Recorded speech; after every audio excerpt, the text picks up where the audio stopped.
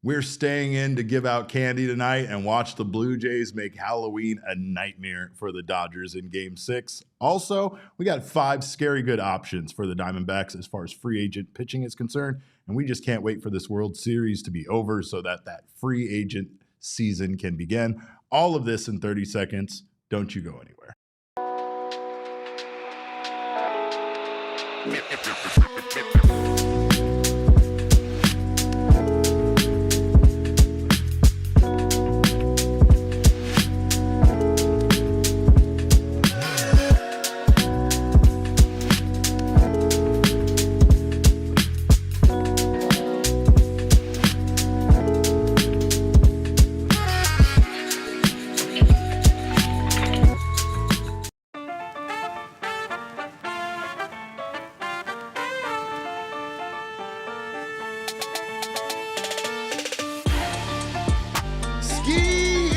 Happy Halloween to you all. It is another edition of the PHNX Dbacks podcast, live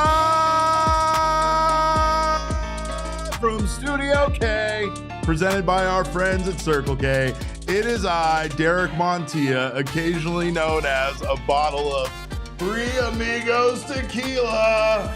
And of course, what would a bottle of tequila be without his perfectly paired lime? It is the one, the only, large intimate Kevin Thomas, aka the lime to my tequila.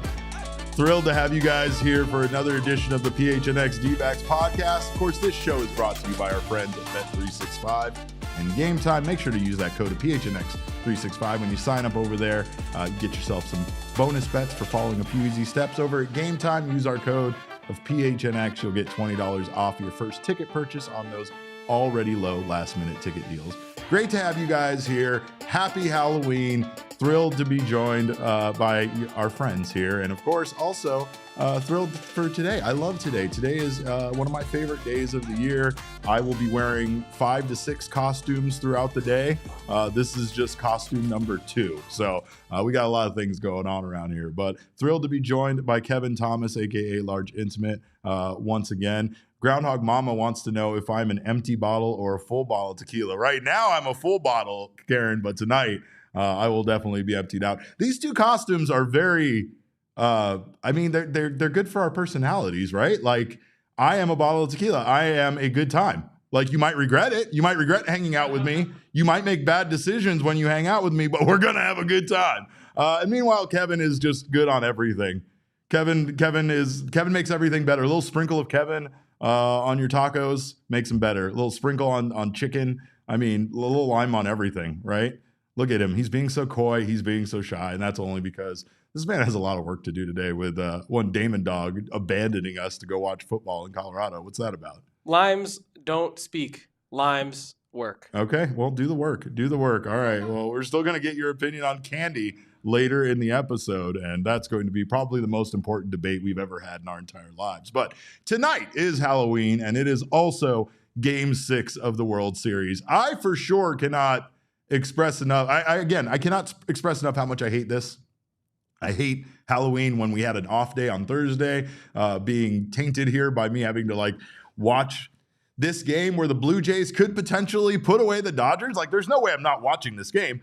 But as a father of a 14-year-old, I don't know how many of these Halloweens I have left where she's going to participate. There's a good chance that this may be one of last trick-or-treating year ever. I don't know. She goes with her friend. I'm already not included, but still I like to be around when that stuff goes on. And of course, the Blue Jays do have a 3-2 lead here over the Dodgers, meaning they are just one game away from clinching that first title that they have sought for nearly over 30 years, right? That was the last time they won a World Series. The Dodgers facing elimination tonight. It's win or go home for the Dodgers. And of course, they have the best potential option on the mound for them. There's nobody I think that they would rather have on the mound in a game where their backs are against the wall than Yoshinobu Yamamoto. He has been dominant, to say the least, this postseason. He has been Randy Johnson-esque, and he continues to look very, very good. If he can somehow find a way to be that complete game ace once again for the Dodgers, we will, in fact, be seeing a Game 7 on Saturday. And again, that's That I don't feel like that's the worst thing for us baseball fans that just want this to be this epic clash between these two teams. However, as we've advised most of you that are watching, you should be rooting against the Dodgers. So we don't necessarily want a Game 7. We would love to see them put this thing away tonight. Meanwhile, the Blue Jays will have Kevin Gossman on the mound for them. Strong veteran arm charged with helping keep his team, from forcing that Game 7 and responsible for helping them clinch tonight. This is a rematch of Game 2. And, of course, Yoshinobu Yamamoto absolutely dominated in that last game. But if he's efficient and sharp tonight, the Dodgers absolutely have a shot. But if not, you really feel like if Yamamoto is human and he can only go out there and give the Dodgers 6 innings tonight, which seems to be the key. That seems to be the number everybody's looking at. If they can find a way to drive up that pitch count and get him out of the game, Toronto can close in on that title. They have the momentum. They are at home, and they have a chance to bring the championship north of the border for the first time in decades. And now you have a Dodgers team that is desperate. They're facing elimination, and they, quite frankly, need their stars to step up. They need Mookie Betts, who, quite frankly, has been terrible this postseason, to step up. They need to do whatever they can. The pressure is on them 100% tonight's game. The Blue Jays, of course, have some good news in the return of George Springer, returning from that oblique injury. And meanwhile, they also are looking like they're at 100% for the first time in a while. Toronto's Blue Jays got some breathing room thanks to their starters holding up, and that's kind of what the Dodgers need tonight. But the Rogers Center crowd will be electric, so good luck to the Dodgers, because I feel like that stadium, those fans, the excitement, the costumes, the array of costumes that we're going to see tonight. It's all got to give the Blue Jays a tangible edge, right? Like there's got to actually be like, I don't know. Are you coming to a World Series game on Halloween in costume? How can you not? I don't, Kevin, I know limes don't speak, but are you wearing a costume to a sporting event of this magnitude? Or are you taking it as a fan too seriously and you need to show up in your powder blue Blue Jays uniform? As a fan? As a fan of the team, let's say. See, as a fan, as a person every day, I usually don't wear my Halloween costumes, right? Yeah, this is a sure. Derek production right here. I did demand you wear this couple's costume with me 100%. So I think if I were to go to a game, I'm probably just rocking up the normal way I would show up. However, I might throw on like a hat or like a little mask or something to just like kind of be, festive. But if I was a player, I'm honestly for sure showing up in some sort of awesome costume. Oh, you talking about the walk-in shot? Yeah, why would you not? For most players, most players in this game, I feel like you have enough financial money to get really creative with it, and it's not like a crazy thing to go out and get a fancy costume. Yeah, I want to see what Ohtani shows up in. Yeah, imagine if he showed up in a prison jumpsuit. That would be incredible. Does Vlad Guerrero show up as David Ortiz? Oh, Big Poppy doing the something like that. Yeah. If he shows up as David Ortiz, and then they beat the Dodgers tonight. He can do the funniest thing ever with the Doyers lose. Yeah, and he can wear it. And then show up on the postgame. So if I'm a player, I'm absolutely wearing a costume. If I'm a fan, you're sitting in the seat for hours, potentially 18 innings. All right. So as you know, because I've showed you the pictures and I've discussed it with you and I being wrestling fans, my friends and I did go to Halloween Havoc dressed in costume. However, when the planning started, I immediately was like, I will be Dude Love. Because I knew a Dude Love costume, for those of you that have no idea what I'm talking about, was essentially just a cutoff shirt and a bandana around my head. I knew that was not going to be a difficult costume to wear. Meanwhile, my buddy that immediately jumped on Mankind, I was like, good luck, sir, with your mask and your wig that you're going to have to wear all night and your button-up, shirt with a sock stuffed in your pants. Yeah. Good luck with all of that, right? Functionality. And in fact, it was too much for him. He tapped out. He tapped out before the end of the event. He couldn't wear the wig anymore. Also, at the Findlay Toyota Center in Prescott Valley, they will not let you walk around with a mask on, which was hilarious for all the people that were dressed up specifically for a Halloween-related event. So that was double. I imagine that might be going on in the Rogers Center too, due to security. Sorry, we can't let you wear your masks. So don't wear a mask. Come with a lightweight costume. Maybe dress as a bottle of tequila. I don't know. Might be a good idea. But I'm learning that onesie costumes are the way to go for the most part. Onesie costume, but something you can slip on over your maybe everyday get down. Yeah. No, maybe just as long as there's no footy pajama part involved. Like True. once you get there, that's a lot to deal with. But the Blue Jays might have a lot to deal with tonight if Ohtani is available to pitch in relief in Game 6. The Dodgers are preparing for that possibility. According to manager Dave Roberts, on Thursday, he said, we'll kind of talk through whatever is the best. If we get to that point, we'll see, but he's not going to play the outfield tomorrow. I do know that. But if we do get to Game 7, we'll have a good discussion about everything. So it sounds like Dave Roberts is reluctant to turn to Ohtani. And again, there's just too many variables, I think, there, especially for Shohei Ohtani.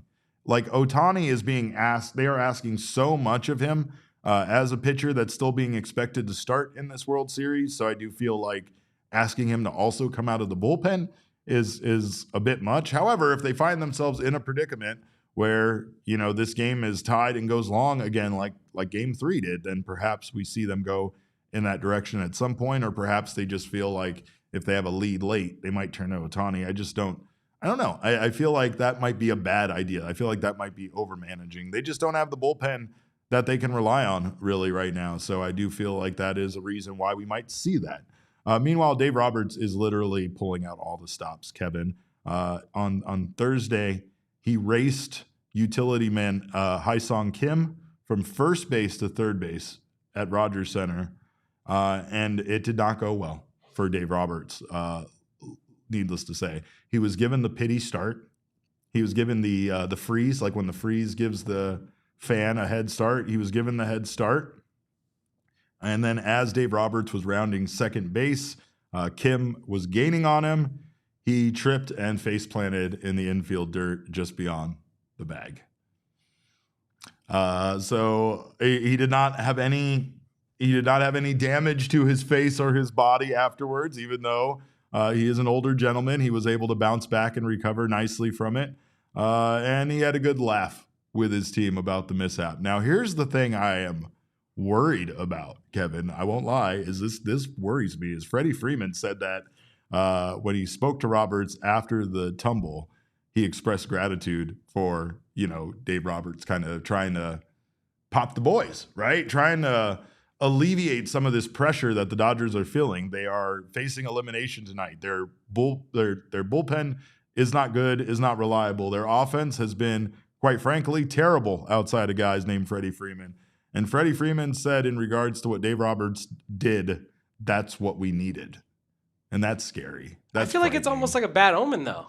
I mean, kind of a little bit. It is literally. Like he fell on his face. It's a metaphor for the franchise falling on their face after pulling out all the stops to once again win the World Series this year. So you could see it as that.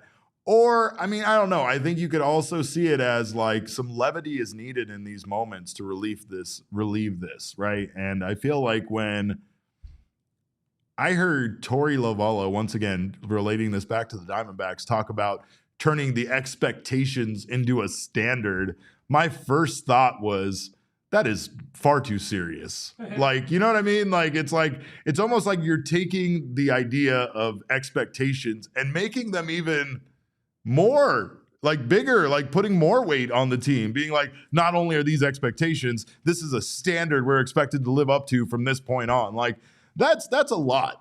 You know what I mean? We do content around here. Can you imagine if Espo came in after a banger episode and was like, this is the standard we expect you to set around here? We're like, crap, how am I going to get that many views on another episode? I don't even know how that happened, right? So again, like, it feels like it's a lot to change. Instead of making fun, instead of just trying to like lighten the mood based on there being pressure and expectations, I feel like it's a good move to do what Dave Roberts did and try to just have some fun with it. He knew that wasn't going to end well for him, but I doubt he expected it to end this poorly for him. Yeah, and to your point about like how you got to just play your style of baseball that got you to the dance in a lot of ways and not put too much pressure on yourself, like it's like having a number one hit.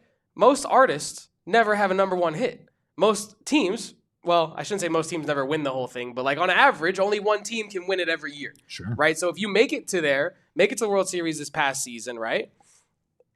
Expecting it to be the standard, I think, like you said, is a bit dramatic. You should be more like, well, we're going to get in the studio. We're going to write the songs the same way we've been writing them. Right. And if people love the songs, people love the songs. But it's about like the process, right? And I think like, to your point, Dave Roberts adding some levity probably does help a lot of players kind of take the weight off of the situation. That's such a good metaphor too, because the idea of like writing a song, you never know as an artist what's going to make you big. And then again, we as fans tend to say someone was a one-hit wonder and that their career was a disappointment.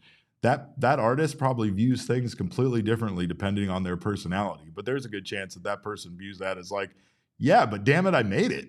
Like, I made it. Like, I might be a one-hit wonder, but still my song was a top 40 hit, and I toured over it, and I got paid quite a bit of money over that one-hit wonder, so I'm very thankful for it. Everything else in my career was essentially what it's been, but for some reason, lightning struck on that one song, and I gained some, new fans, notoriety, and a whole lot of money from it, right? The Diamondbacks, to a certain extent, were never expecting it to make it to the World Series in 2023, right? So I do think that those expectations molding them into what should be a new standard for this team going forward was definitely not the tone. I get what they were trying to do, though, right? They were trying to build on that success. And again, the Dodgers aren't a franchise right now that are built just to win that one World Series and be content with it. They expect to win a lot of them. And they, like I said, they wanted to kind of rule over Major League Baseball for us all laughing at their Mickey Mouse ring and saying that wasn't a legitimate championship. It felt like this franchise wanted to build a contender that was going to essentially make the rest of us hate them for a very long time. And here we are with a team from Toronto, some nice boys who all love poutine and all can't wait to end the Dodgers season. And again, we're all rooting for them because the Dodgers, as I've said before, have earned the right to be hated by all of us with how good they are. But that offense has not been very good. And meanwhile, the Blue Jays offense has been very good. A big piece of that offense is coming back too, because according to reports, the Blue Jays are going to get a boost here as George Springer will return for Game 6 of the World Series tonight. Woo! They will have his slugger back, baby. According to various reports, including Bob Nightingale of USA Today, John Schneider told media on Thursday evening that Springer has checked every box physically so far and is expected to rejoin the lineup for Game 6 after being very close to starting in Game 5. And they did not need him in Game 5, and this has allowed Bo Bichette to really heat up and kind of take on that role in his absence, and you just feel like with Springer back in the lineup, this has to be the end of the Dodgers season. It really does. And he has to be the guy that does it tonight. He has to return to the lineup simply to be, he's got to go 3 for 4 with 2 dingers and end their season, because that's just so fitting based on his relationship with that franchise. In 81 playoff games, Springer, 81 playoff games. Can you imagine having a resume of playing in 81 baseball playoff games? This man is slashed .264, .342 with a .535 slug. That is like a, 897 OPS with 23 home runs and 47 RBI. It's nuts. And it also includes 4 home runs that he's hit here for the Blue Jays alone. So huge bat to have back in their lineup. And again, just a big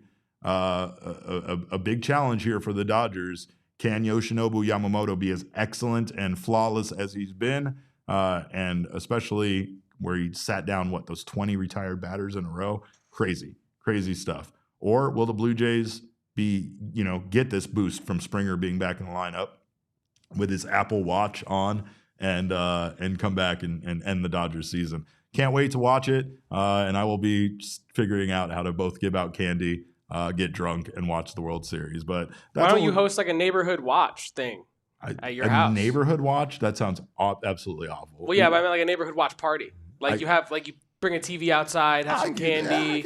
I got a projector.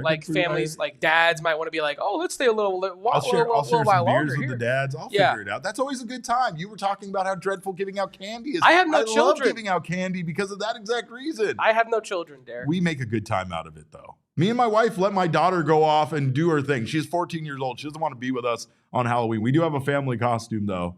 We're going as X-Men 97 tonight, so I'm pumped about that. But I don't know if she's as pumped. Who's going as who? I will be Cyclops. My wife will be the Phoenix. She specifically wanted to do Phoenix. And then my daughter will be Rogue. And again, my daughter loves to do obscure costumes, so it was a whole fight making her pick X-Men 97 Rogue over X-Men Evolution Rogue, a cartoon nobody watched except me and my friend G1. Anyway, we're going to take a quick break. On the other side of this break, we are going to talk about how we are ready for this whole playoff thing to be over so that we can move on to free agency season. We're going to talk about some key dates the D-backs need to have on their calendar, as well as go over 5 affordable pitching free agents. At least I believe they're affordable. Let's see if their agents can do their job. But we're going to do that on the other side of this break. Don't you go anywhere. You're watching the PHNX Diamondbacks show. Well, Pure Edibles is a candy company that I love, especially here on Halloween. Now, you don't want to share this with anybody but yourself, but make sure to go pick yourself up some Pure Edibles this Halloween. It's a great time to check out the full array of candy that they have. And of course, they do have an array of candy, not just gummies. They have hard candies, chews, they have their kicks, which are their version of Starburst, and so much more. So make sure to check out the entire line of edibles that Pure Edibles has to offer, including, of course, their new collaboration right now with Mother Road Brewery, one of my favorite breweries in this entire state up there in Flagstaff, Arizona. They have combined to form Noble Road, which has put out the Tower Station IPA all in one, where it is happy hour all the time. The new offering captures the crisp citrus and piney hops of Arizona's favorite IPA, but with a smooth THC twist in an all-in-one device. No pouring, no waiting, just a good tasting high whenever you want it. If you're in Arizona, swing by select dispensaries and pick up your Tower Station IPA all in one, and also go find yourself from some Pure Edibles products from one of over 130 dispensaries across our fine state. And of course, also you need a checking account, and get yourself a checking account, as I've said in the past, that gives back to you. Mountain America Credit Union has a My Style checking account for your lifestyle. And that is a checking account that gives back. It has perks and wants to save you money, not just always take your money like our checking accounts tend to do. You can enjoy restaurant deals, mobile phone protection, telehealth access, and identity protection all through the MyStyle checking account. They also offer loan rate discounts, offers on travels and events, and so much more. So make sure to not miss out on a checking account once again that can help your lifestyle be more fun. Make MyStyle for your lifestyle. Mountain America Credit Union. Visit macu.com/mystyle to apply. Insured by NCUA. Membership required based on eligibility. Some benefits require no cost registration activation. Terms, conditions, and exclusions do apply. Well, as excited as we are for the World Series to be here, we might be more excited for the World Series to be over, because once the World Series comes and goes, that means that free agency season is here. And that is something that honestly is like kind of a horror movie a little bit here as a Diamondbacks fan, right? The anticipation is kind of killing me. I don't know what's going to happen. I fear for the worst, yet I hope for the best. You know, these modern day horror movies, the good guys don't always make it out of the horror movie. You know that, right? Some of them they do. Some of them they do. Those parents from Weapons, they're never going to be right ever again, though. Those poor guys. But again, so they're like Weapons. Some people make it out, but they aren't unscathed by it. But I will say that I hope that this one ends pleasantly for the Diamondbacks. And of course, there are a lot of ways that this could turn into less of a horror movie and more of a happy ending for the Diamondbacks. But it all starts once the World Series ends. Of course, that means that the day after the World Series signals free agency, a signing period, but only players that are currently with their teams can sign. Players can sign with new teams on the 5th day after the World Series ends. So that means that teams can negotiate with their own departing free agents during the initial 5-day window after the World Series ends.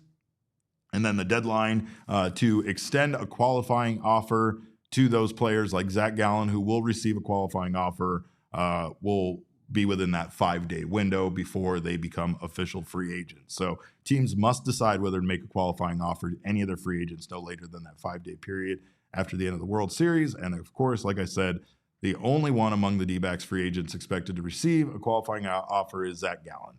If Zach Gallen does accept that offer, then he will be with the Diamondbacks for one more year at a salary approximately around $22 million. Now, based on Spot Track's annual value estimate of Zach Gallen right now, he would essentially make less somewhere else. However, he can get that security of a multi-year deal versus just the 1-year deal that the Diamondbacks can offer him with the qualifying offer. If he rejects that deal, as everyone expects him to do, then he immediately becomes a free agent. And if he signs somewhere else for above $50 million, then the Diamondbacks would receive that draft compensation. That compensatory pick falls in between rounds 1 and rounds 2 and is very important. It's very important. Like, let's not underestimate how important that is. Like, Zach Gallen coming back to this team might very much be a needed thing for this team, right? We're talking constantly about their biggest problem with 2026 is pitching depth and the fact that they do not have enough starting pitchers to begin the season unless they turn to some of their minor league arms. So in this case, again, it is not a terrible thing if Zach Gallen accepts that qualifying offer and returns. It's also not a terrible thing if he rejects it and they get that compensatory pick, right? So then, again, you also have at the end of those 5 days, the period where players can opt out of their contracts. You have the types of, contract opt-outs. You have the team option, you have the player option, and then you have the mutual option. Of course, mutual option is meaningless. It pretty much means that there's no deal that's going to be done.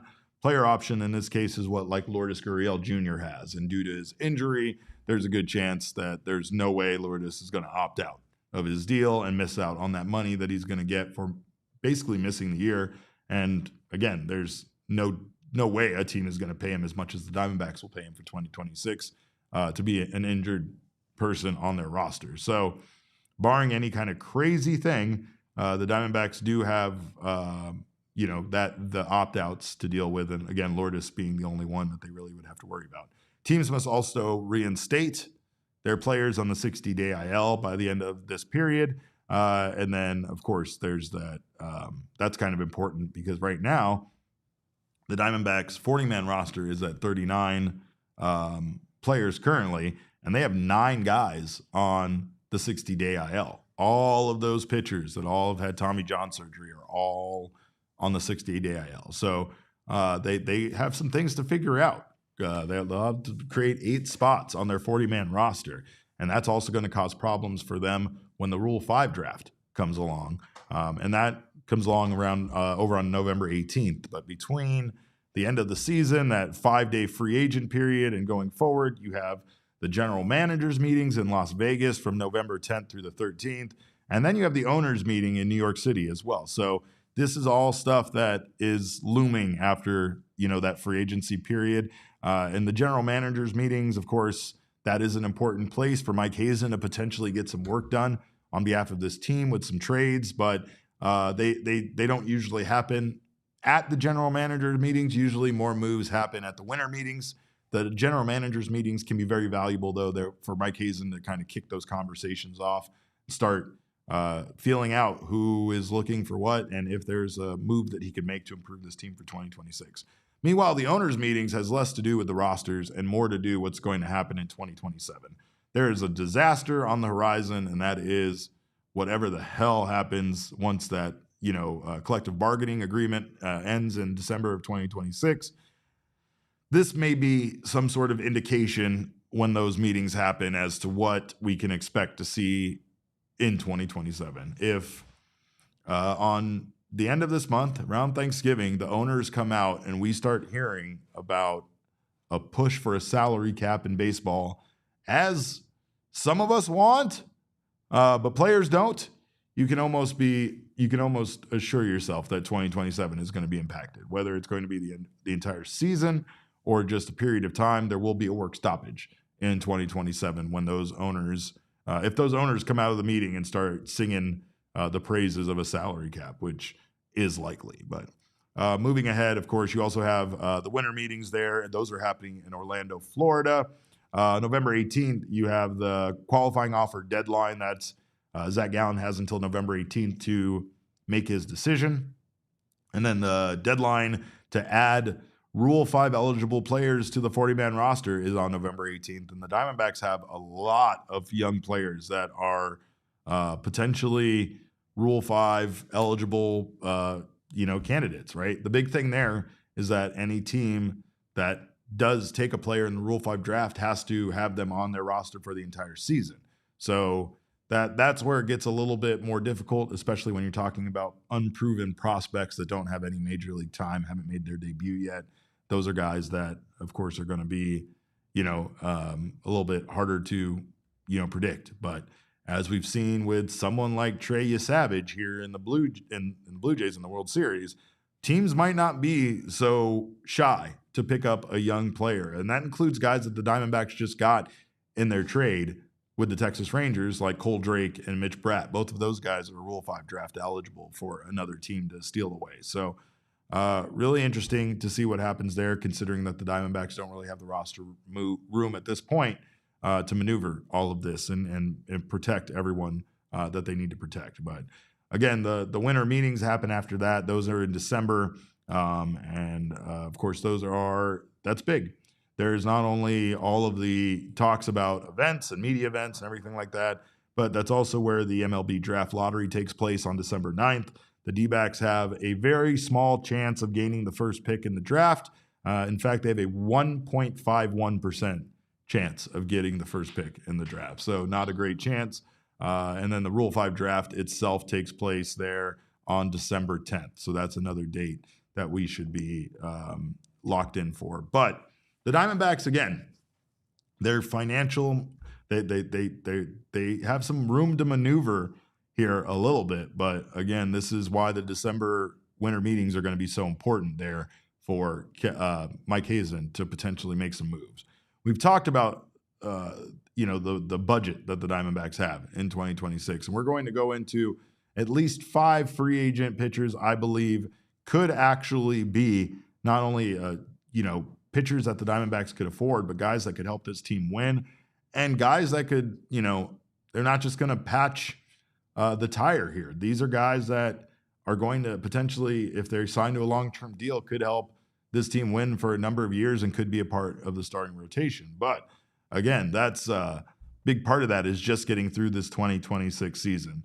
Once again, I will remind you of Ken Kendrick's comments. I believe these were on Arizona Sports 98.7, but Ken Kendrick said, "We are in a good position to have a very, very credible commitment financially to next season. Will the number be the same? It probably won't be, but I think it'll be a handsome number that will allow us to have a very, very competitive team." Why is it that when I think of a handsome number, I just think of like 14 dressed up with a top hat and a monocle? Like that's, to me, a handsome number. I don't know. I think of the numbers 6 and 7. God damn it. God damn it. Don't do that. You know how much of that I get at home? Probably like 6 or 7, 6-7 jokes a day. Anyway, the Diamondbacks' estimated opening day payroll budget should be somewhere around $180 million. I think that's safe to say. It's hard to imagine it being less than $170 million, but again, Ken Kendrick gave an unspecified amount. So if you're taking a look at what they spent last year, you're taking a look at this year, $180 million feels like a pretty safe amount. Now that gives them more money than even we were speculating on. If you take a look at the total, that would give them, we were speculating on the Diamondbacks having 20 to 30 million. This would give them more around 30 to 40 million, probably more in the neighborhood of 35 to 37 million based on additional spending that they'll need to do. But the Diamondbacks' estimated commitment right now is roughly 143 million. So you can do the math there between that and 180 million and come up with where exactly, they lie. And again, any signings that they do of free agent signings, any trades where they take on a bigger salary from a player that comes over, all of that would have to work in the confines of this amount of money. And that's, again, not a lot of money when you're talking about, for instance, Zach Gallen accepting the qualifying offer. Should he do that, the Diamondbacks are instantly left with $15 million left to play with for 2026, essentially. So that just goes to show how quickly that money could be spent. And again, we're all predicting that Zach Gallen will opt out. However, we don't really know. And there's a good chance that once he starts seeing what his value is on the free agent market, that he might just take that. He might just take that $22 million.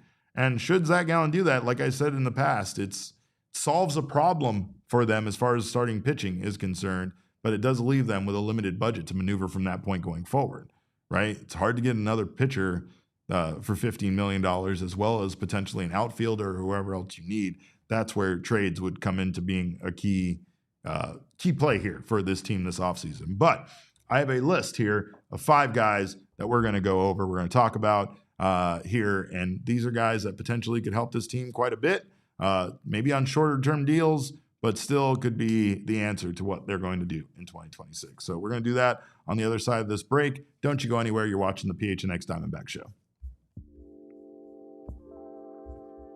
Well, today, of course, is a great day to get down on Bet365, as it is any day. You get down on the live in-game betting over there at Bet365, you will realize why, whatever the moment, it is never ordinary at Bet365. They pioneered live in-game betting. They offer the widest range of games and markets available across 78 sports. But tonight, get down on the live in-game betting for Major League Baseball. You can also get down on the early payout offer as well. Bet on the Blue Jays, bet on the Dodgers, bet on a team to win. And if that team does go up by 5 runs or more, you are a winner regardless of the actual outcome of the game, with an instant payout as well as parlay selections being marked as winners as well. So make sure to not miss out on the fun. Also, football season is the best time to get down on Bet365, so do not miss out on all of the offers, including the Thursday night football $10 safety net bet offer. Sunday night football, there's a $365,000 jackpot you can get in on, and Monday night football, 50% off super profit boost token on same game parlays. So do not miss out on all of that. Shane's messing with our light on here, and it's causing me to have problems. But of course, don't miss out on Bet365. New customers right now can get $200 in bonus bets when you bet $5 win or lose. Sign up, use the code of PHNX365, deposit $10, and place a bet of $5 or more to get $200 in bonus bets if your bet wins or loses. Bonus bets can be used on the spread, totals, players, props, futures, and more. Whatever the moment, it is never ordinary. Bet365 must be 21 or over and physically located in Arizona. If you or someone you know has a gambling problem and wants help, call 1-800-NEXT-STEP, text NEXT STEP to 53342, or visit problemgambling.az.gov. Well, free agency, like I said, starts we'll start before we know it. And these guys are going to start getting scooped up by teams.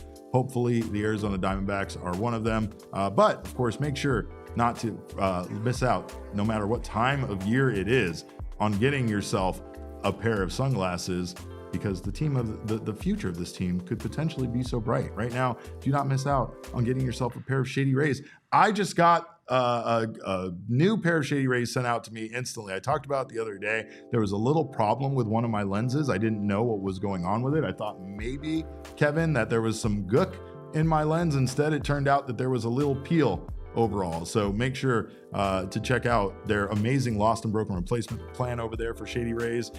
You can get yourself a new pair of sunglasses sent out to you instantly. And let me tell you, even if you lose them, they got your back long after you make your purchase. Shady Rays also offers some of the best lenses that you can find. Their polarized lenses are incredible. They also have these color rush lenses that make everything even more beautiful. So, and if you needed some sunglasses for your costume, it's a good idea. Get yourself some Shady Rays as part of the costume and then just wear them all the time. It's great. It's a great trick that I use every Halloween. So we've teamed up with Shady Rays to bring you an exclusive offer. Head to shadyrays.com and use code PHNX for 35% off polarized sunglasses. Try for yourself the shades rated 5 stars by over 300,000 people. All right, like I said, we're super excited for free agency to start, mostly because we have no idea at all what is going to happen here once the Diamondbacks reach free agency. But again, pitching is the key. I don't think there's any doubt from anybody that's been watching this team that pitching needs to improve. And I feel like Mike Hazen has made that abundantly clear that that is going to be their priority, right? So the big question here is it going to be better to sign one guy in that Zach Gallen range that's going to cost you over $20 million, or could you potentially get a pair of arms in the, let's say, less than $15 million range? The biggest thing here is that the Diamondbacks have a lot of holes to fill, plus they also have the returning Corbin Burnes. Right? There's an interesting balance to the starting rotation that needs to be found, because you don't want to necessarily invest a bunch of money right now when you don't have a lot of money to spend in a guy that is maybe going to be moved to the bullpen or cause one of your other starting pitchers to be moved to the bullpen, like an Erod or a Brandon Pfaadt. That doesn't make a lot of sense. And quite frankly, again, the Diamondbacks can't really afford that luxury right now to have 6 starting pitchers and to move one. However, we've seen throughout the year, and this is one thing that will never leave my mind, is that Corbin Burns, of all people, said before the season started last year that you never make it through a season with 5 starting pitchers. Never. And that was, at the time, the question was, because the Diamondbacks had 6, 7 starting pitchers, it felt excessive, and it felt like their depth was great. And that all went away really quickly with the injuries to Jordan Montgomery and Corbin Burns. So again, now the Diamondbacks have to figure out how can they fill out their starting rotation while also, having that flexibility to either send a guy down or move a guy to the bullpen once Corbin Burns does move back to the rotation here at the midpoint of the season. Now, there are several names that are going to be free agents during this offseason. Some that are right now pitching in big moments, like Kevin Gausman, and of course, you saw Jack Flaherty have some high leverage pitching innings for the Detroit Tigers. These are all guys that are probably going to be far out of the Diamondbacks' range. A lot of it is going to be based on the fact that they, had themselves some pretty good postseason runs, and that value is only driven up by that. But Diamondbacks need to look at guys that may come at a lower annual, average annual value, shorter term deals, or just more risk and more vulnerability. And that requires us to look at some guys that may not have had the strongest seasons or kind of, fly under the radar a little bit. The first name that we're looking at today as a free agent is Zach Littell, right? That's how I say it. I pronounce it Little, and I know that's not at all, he said. But Zach Littell, he had himself a really good season, a 3.7 WAR this year. He's 30 years old. He posted a 3.81 ERA in 32 starts with a 1.104 WHIP. He was traded by the Tampa Bay Rays at the deadline to the Cincinnati Reds and became part of that team. And quite frankly, he didn't have himself a better season once he moved over to the Cincinnati Reds. He posted a 4.39 ERA. He made 10 starts. He won 2 of them, and he had a 1.069 WHIP. But overall, with the Tampa Bay Rays, had himself a good season.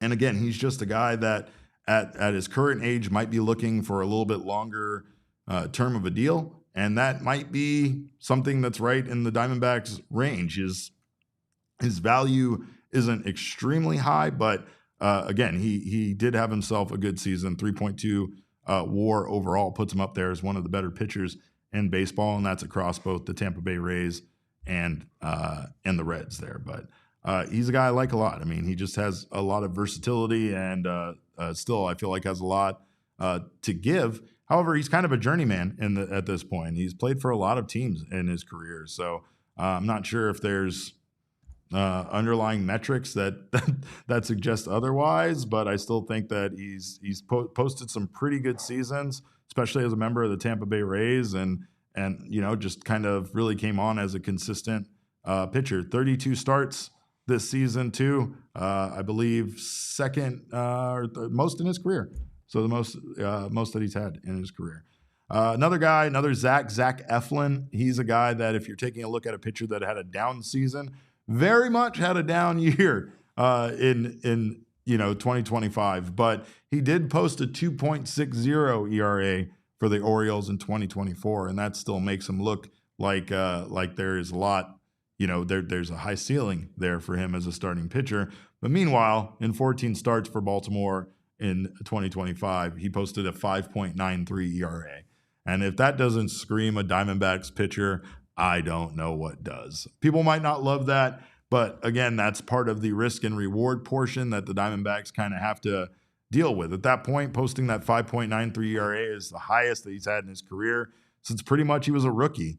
Back with the Philadelphia Phillies in 2016, 2017, he had 5.54 ERA, 6.16 ERA, respectively, in 2016 and 2017. But after that, he's been a solid sub-4 pitcher. And again, he did most of that with the Philadelphia Phillies, had a couple of seasons there with the Rays himself, and now has found himself there with the Baltimore. So I don't know, man. I think that again, one of the things the Diamondbacks are going to have to take a risk on could potentially is a guy that had a down season. I don't know if the Diamondbacks are the kind of team that can turn a pitcher around that had a rough season in 2025, but I do feel like that is one of the ways that they can get a discounted arm that might be looking for an opportunity to rebound, and the fit just might be good with this team that's desperate enough for a guy that they want to believe in, right? And sometimes this belief is the experience that you have seeing a guy pitch or maybe even playing against, maybe the word from guys on our team that might have played with him. Like this is where James McCann last year comes into play. Because of Corbin Burns' experience, he was able to suggest a guy like McCann, and it's hard to say that James McCann did not work out for this team as a midseason pickup. So perhaps there's some advice that can come internally from a Corbin Burns or from some of the other players that could suggest if a guy like Zach Eflin would be worth it. He's 32, so again, he's still not an older pitcher. He doesn't feel like he's over the hill or like his career is done. But again, sometimes with pitchers, that's the risk that you have to take, right? Like you have to see a guy that comes off of a bad season like that and wonder if they can rebound and become, their return to their former glory. Another guy that we would love to see come to this team and return to maybe some of his former glory from just a year ago is Michael Lorenzen. He is a guy the Kansas City Royals signed traded for. And he is a guy that he just kind of has been quietly good in his career as a pitcher throughout baseball. So I think he is a guy that the Diamondbacks could potentially pick up. That's not going to be a huge move that shocks the baseball world in the same way the Jordan Montgomery signing did or the Burns signing did. But again, he is a guy that was very, very durable for the Kansas City Royals. He made 26 starts last year. He did post a 4.64 ERA, but again, in 6 starts back in 2024, he was pretty incredible over the entire season with the Rangers and the Royals. He posted a 3.31 ERA.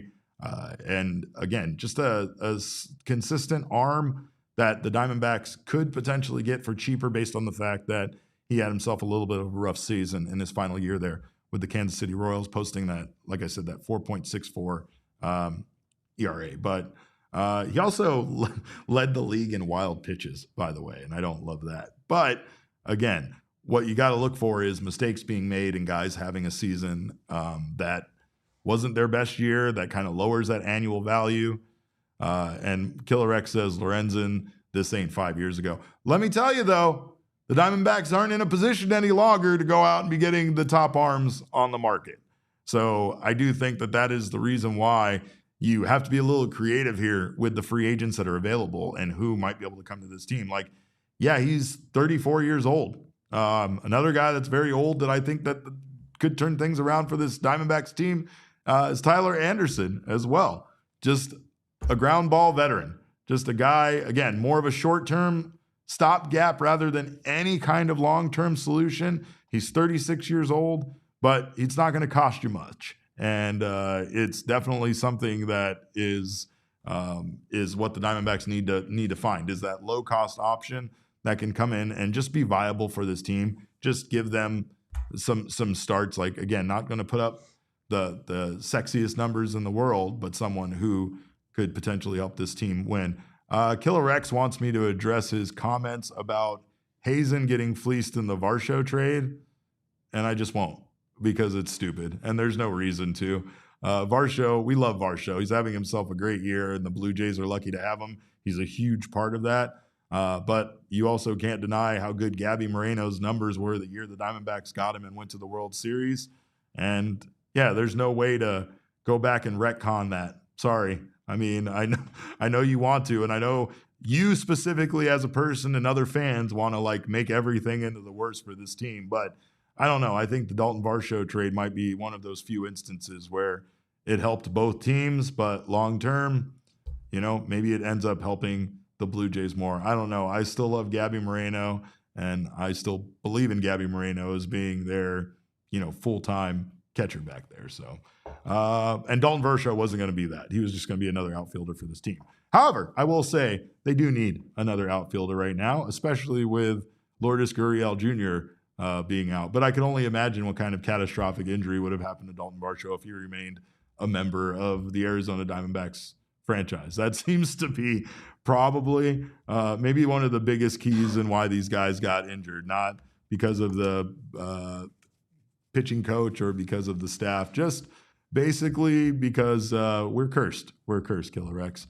I will say, though, again, as far as those starting pitching options are concerned, I know I know Tyler Anderson and his 1.6 WAR is not an exciting option at all. I mean, and again, there's other players, because like Michael Lorenzen, he's on a mutual option, which means he's going to inevitably be a free agent.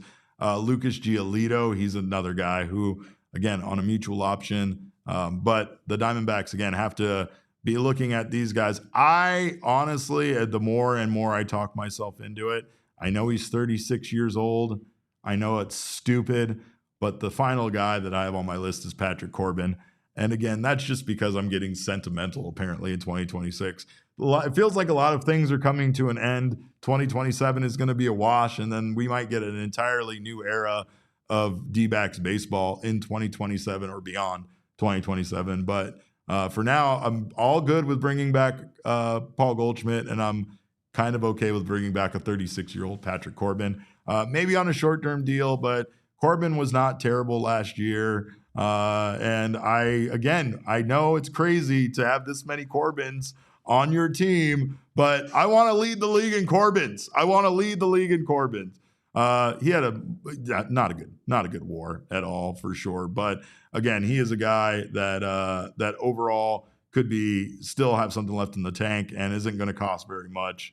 And everybody says no to Patrick Corbin, but 4.40 ERA, not awful, but compared to the rest of this team. So I don't know, but again, just might be a viable option that's cheap when you are taking a look overall at the career numbers of some of these guys.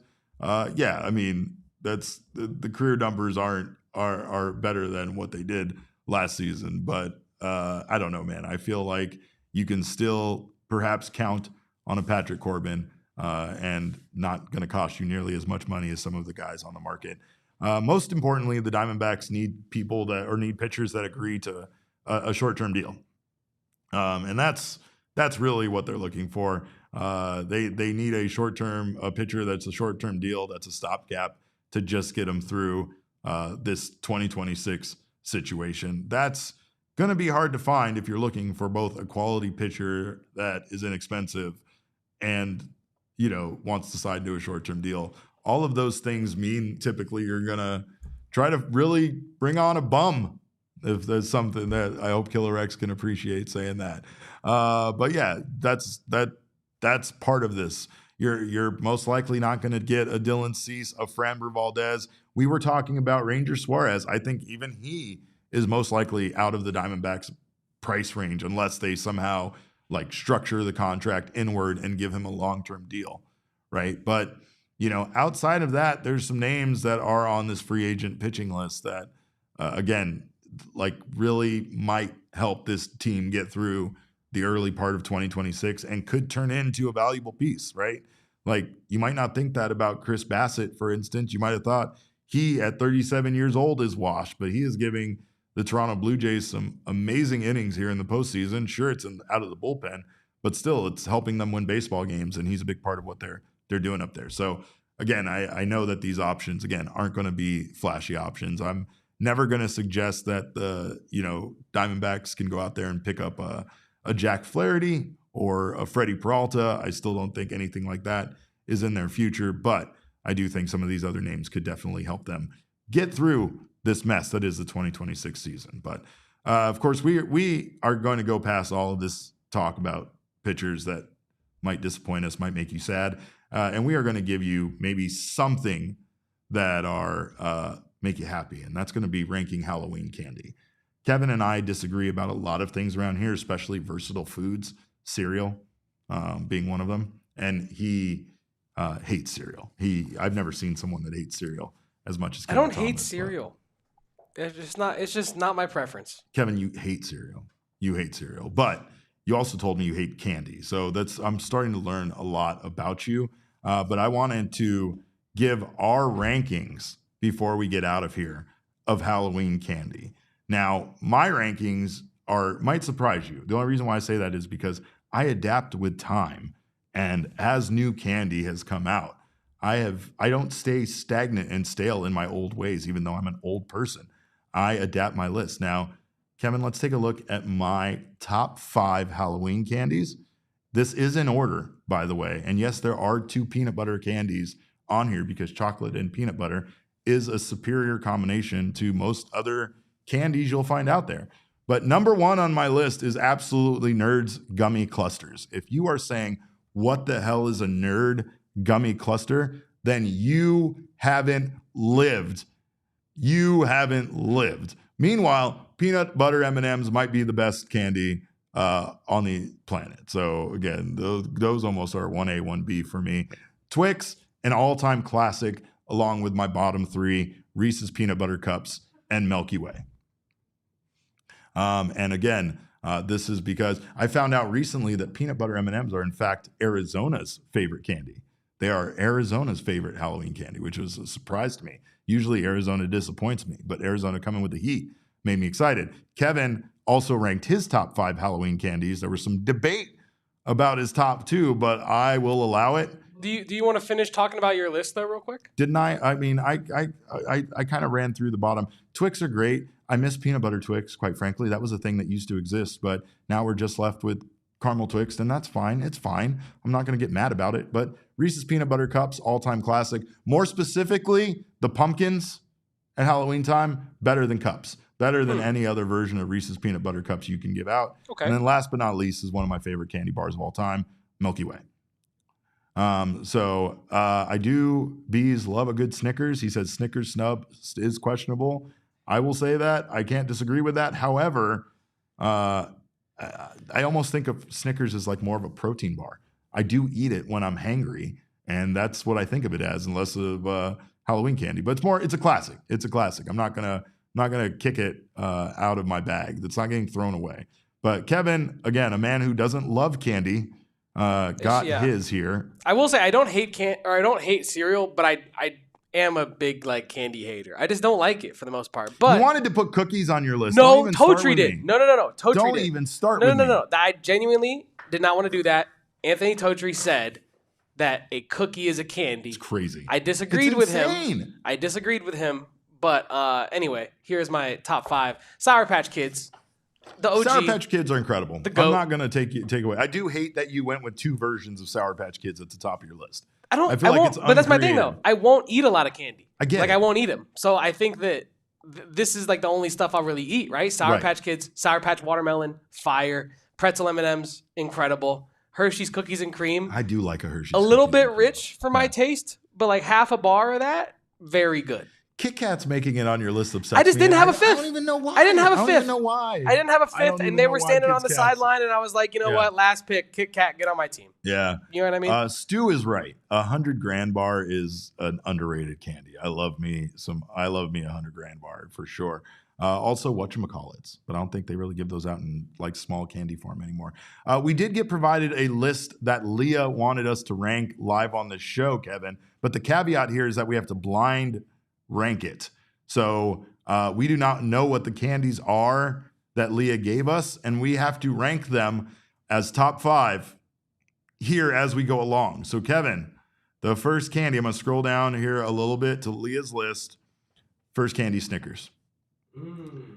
I know this is hard for you because you hate most candies, but I do agree that Snickers is an all-time classic. However, I do feel like on this list, there's going to be like another There's going to be a GOAT. There's going to be a legend on this list, yeah. So does Snickers belong at 2 then without seeing the other candies? Should we put it at 2? Snickers is pretty iconic. I'll give it a 2. Okay. I'm cool with that. All right. I'm cool with that.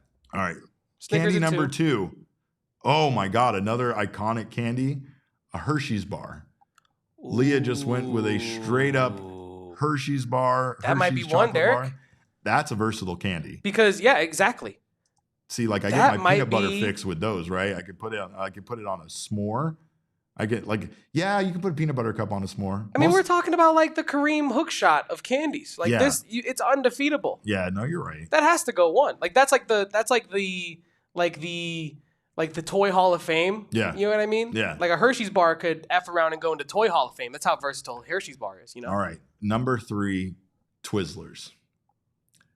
We are a red vine house, first of all. Yeah. So Twizzlers go 5. I mean, licorice in general If I could put them off the list, I would. Twizzlers taste like melted plastic and terribleness. Licorice in general is gross. Yeah. I'll put that out there now. Yeah. There's no doubt about it. Like I feel solid about what we've done already so far. Like, yeah, this is without good. seeing the last 2 candies. All right. Leah gave us regular ass M&Ms.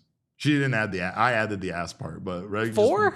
Plain M&Ms. 4? Yeah. But that's a tough one because if the last 2, they're a classic. But I am taking any form of M&Ms. Your pretzel M&Ms go hard. Peanut butter M&Ms are the best. Peanut M&Ms, they're not what they used to be when I was a kid, but they're still good. But yeah, no. What if the last one is like just clear as M&Ms and we feel silly? Is that possible here? Possible, but I don't know. I feel like she went with classics here, so I feel like we're just. Let's go M&Ms at 4. All right. Last but not least, Starburst.